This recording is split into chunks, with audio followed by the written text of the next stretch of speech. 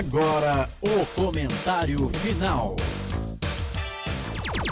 Gustavo Marques. Campeonato Brasileiro Série C, jogando fora de casa pela 11ª rodada no estádio Vitorino Gonçalves Dias, do VGD.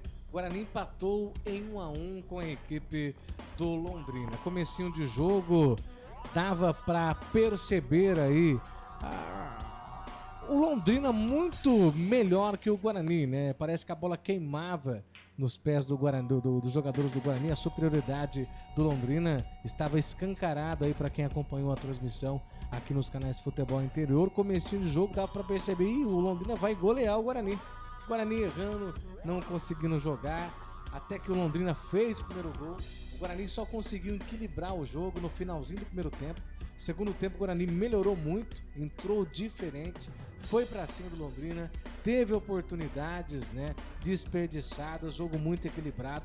No finalzinho do jogo, lá dos 30 em diante, só dava Guarani apertando, dava para imaginar que o Guarani sairia com a vitória. Mas a equipe do Londrina, uma equipe bem postada, a zaga muito bem organizada, né, por mais que tomou um gol de escanteio, bola parada,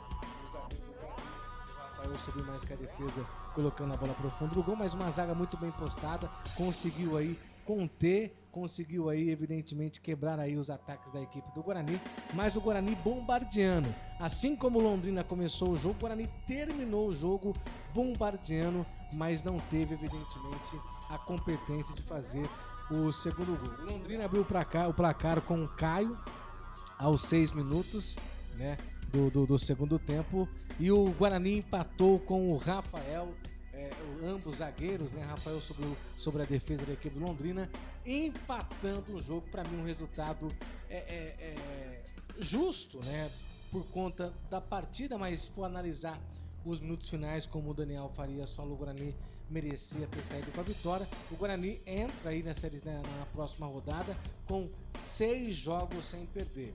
O Guarani entrou em campo com Londrina com 5 jogos sem perder, já entra em campo na próxima partida 6 jogos sem perder, um campeonato aí impecável aí após a janela que o Guarani está fazendo. O Guarani se estaciona aí na classificação, né? O Guarani que está aí na 11ª classificação do Campeonato Brasileiro da Série C com 15 pontos. Esse é o comentário final do YouTube.